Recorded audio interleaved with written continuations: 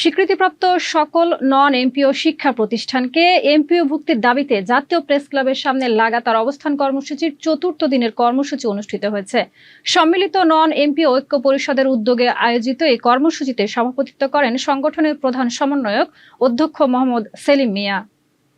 মোহাম্মদ শাহজালাল ভুঁইয়া উজ্জ্বলের তথ্যচিত্রে বিস্তারিত।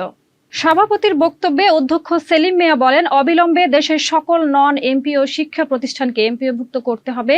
এ খাতে বরাদ্দকৃত অর্থ অন্য খাতে ব্যয় করা অন্যায়। তিনি জানান, আগামী 10 জুন 2026 তারিখের মধ্যে কারিগরি ও মাদ্রাসা বিভাগের এমপিও আবেদনের গণবিজ্ঞপ্তি প্রকাশ না হলে 11 জুন শিক্ষা মন্ত্রণালয় অভিমুখে পদযাত্রা কর্মসূচি পালন করা হবে। প্রধান অতিথি বিএনপির কেন্দ্রীয় কমিটির সদস্য অ্যাডভোকেট রফিক শিকদার বলেন, 9 লক্ষ কোটি টাকারও বেশি বাজেট নন এমপিও শিক্ষকদের জন্য 3 থেকে 400 কোটি টাকা বরাদ্দ দেওয়া কোনো কঠিন বিষয় নয়। মূলত সদিচ্ছার অভাবেই এর সমস্যা দীর্ঘদিন ধরে রয়ে গেছে। তিনি সরকারের প্রতি দ্রুত সকল নন এমপিও শিক্ষা প্রতিষ্ঠান এমপিওভুক্ত করার আহ্বান জানান।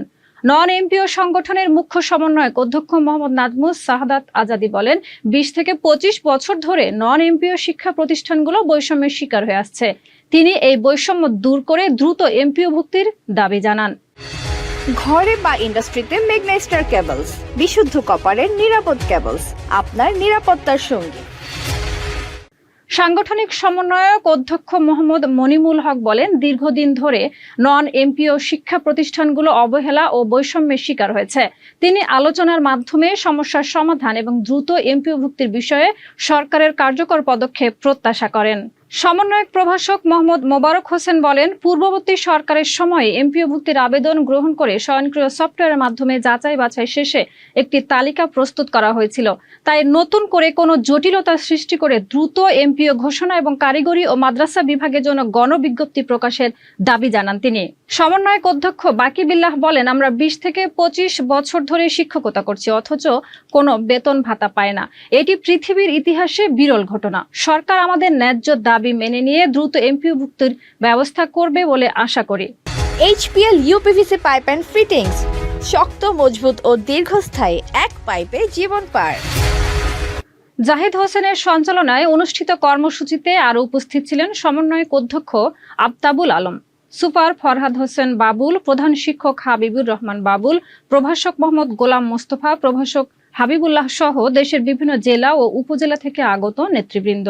এমপিওভুক্ত এবং নন এমপিওভুক্ত সকল স্বীকৃত প্রতিষ্ঠান একযোগে জাতীয়করণ করতে হবে। আমরা কিন্তু জাতীয়করণ শুধু এমপিওভুক্ত শিক্ষকদের জন্যই চাইনি।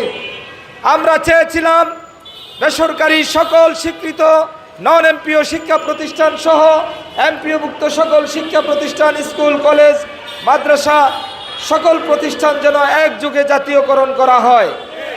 এখনো আমরা সেই আন্দোলনের সাথে আমরা আছি, সে আন্দোলন আমাদের বলবৎ রয়েছে। তবে সরকারের ঘোষণা অনুযায়ী যদি জাতীয়করণ না হয়, তাহলে আমরা যেহেতু বিএনপি করি, আমরা যেহেতু শহীদের আদর্শের সৈনিক, আমরা এখনো দলের চেইন অফ কমান্ড মানি। মাননীয় প্রধানমন্ত্রীর সিদ্ধান্তকে আমরা স্বাগত জানিয়ে এখন পর্যন্ত আমরা ধৈর্য ধারণ করে রয়েছি। যদি শিক্ষকদের চাকরি জাতীয়করণ না হয়, তাহলে অচিরেই দেখবেন আমরা অধ্যক্ষ সেলিম ভুঁইয়ার নেতৃত্বে এই ঢাকা শহরের রাজপথের অলি গলিতে আমরা শিক্ষক, কর্মচারী, নেতৃবৃন্দ সহ অভিভাবক, ছাত্রছাত্রী সহ আমরা পুরো রাজপথ আমরা ঢেকে দিব। তাই আজকের এই নন এমপিও শিক্ষা প্রতিষ্ঠানের সমাবেশ থেকে মাননীয় প্রধানমন্ত্রী জনাব তারেক রহমানকে বলতে চাই, অনতিবিলম্বে এই সম্মিলিত নন এমপিও প্রতিষ্ঠানকে এমপিওভুক্ত করে সকল শিক্ষা প্রতিষ্ঠানকে জাতীয়করণের ঘোষণা দিন। অন্যথায় আমরা এমপিওভুক্ত এবং নন এমপিওভুক্ত শিক্ষকরা আমরা ভাই ভাই। আমাদের এমপিওভুক্ত শিক্ষকের যেমন শিক্ষাগত যোগ্যতা রয়েছে, নন এমপিও শিক্ষকের তেমনি শিক্ষাগত যোগ্যতা রয়েছে। শুধু তাই নয়, আপনারা জানেন ওই সরকারি কর্মকর্তা কর্মচারী যারা রয়েছেন তাদেরও সংসার আছে, স্ত্রী সন্তান আছে। আমরা যারা এমপিওভুক্ত শিক্ষক রয়েছি তাদেরও সন্তান আছে, সংসার আছে। যারা নন এমপিও শিক্ষক কর্মচারী তাদেরও সংসার আছে, সন্তান আছে। একই দেশে বৈষম্য থাকতে পারে না। আমরা চাই না একই দেশে বৈষম্য থাকুক। শিক্ষকদের যেহেতু মান মর্যাদা, শিক্ষার মান এবং সকলেরই ডিউটি, দায়িত্ব, কর্তব্য সমান, সেহেতু আমরা চাইতেছি সকলকে জাতীয়করণ করুন, অন্যথায় সকল সরকারি শিক্ষকদেরকে বেসরকারি খাতে নিয়ে আসুন। এতক্ষণ আপনাদের সাথে ছিলাম আমি শাহিদা রুবি। পরবর্তী নিউজ আপডেট দেখতে চোখ রাখুন নিউজ 24 বিডি এর ইউটিউব চ্যানেল ও ফেসবুক পেজে।